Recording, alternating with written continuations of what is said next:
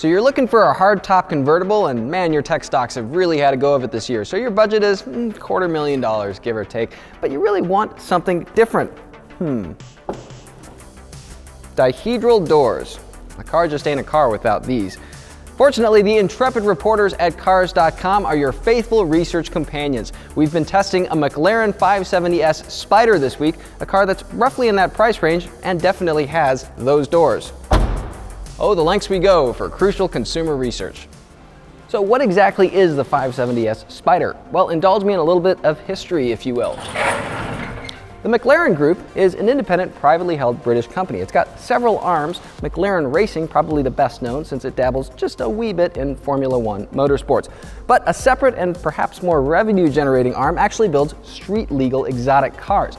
This arm has been responsible through the years for machines like the McLaren F1 in the 1990s and the SLR McLaren in the 2000s, built in partnership with Mercedes-benz. Now, this was relaunched as McLaren Automotive in 2010, and it gave us cars like the MP412C and the P1. Currently, that whole lineup is kind of branched into three new cars here: the entry-level Sport Series, mid-level Super Series, and very hard to find Ultimate Series. Between those three, you have 7 different variants of cars that you can get in the US that are new or upcoming, which brings us to the 570S Spyder. Now, this is one of the later additions to the Sports Series as a hardtop convertible, but the Sports Series itself actually goes all the way back to the 2016 model year with the introduction of the 570S Coupe, or if you really want to sound highfalutin, the Coupe.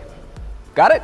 Good. So how exactly is the 570S Spyder? Well, McLaren characterizes its entire sports series as sort of supercars that are made for everyday usability. The 570S Spyder is a daily driver like the original Picasso in somebody's house is just some regular artwork over the mantle, I guess. I mean, look at it. It's absolutely breathtaking. We had it over the week of Halloween. It's fair to say the trick-or-treaters showing up in my driveway definitely thought this was a sweeter treat than the cheap off-brand candy I was handing out.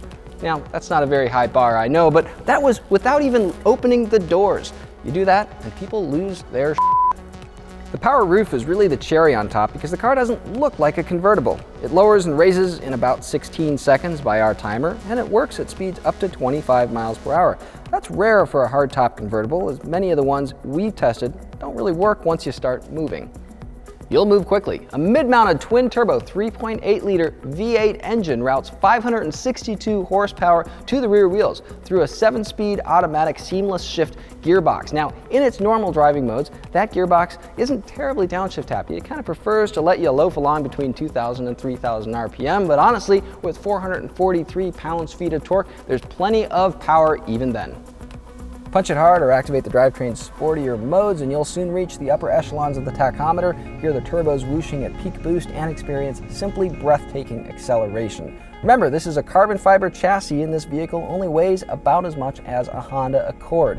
McLaren says the 570S Spyder is only 101 pounds heavier than the 570S Coupe and carries the same 3.1 second 0 to 60 time. Now, we haven't been to a drag strip to test that time, but our experience this week driving it makes it seem like an entirely believable number, and it's a smidge quicker even than the original V12 McLaren F1.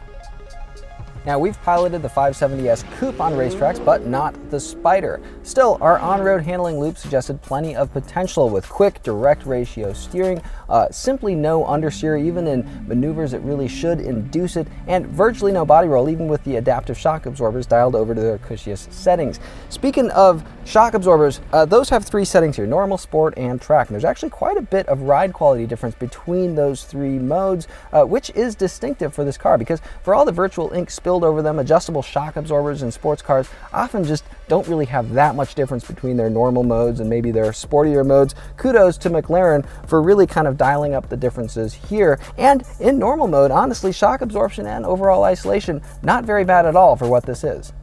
Of course, it wouldn't be a high-performance exotic car if it didn't have its share of warts, and our test vehicle has a few, from lots of squeaking to parking sensors that false alarm a lot to a glitchy passenger side express up window function. There's also a few kind of inherent annoyances, things like a backup camera that's in the center screen in front of the steering wheel instead of over in the touch screen in the center stack.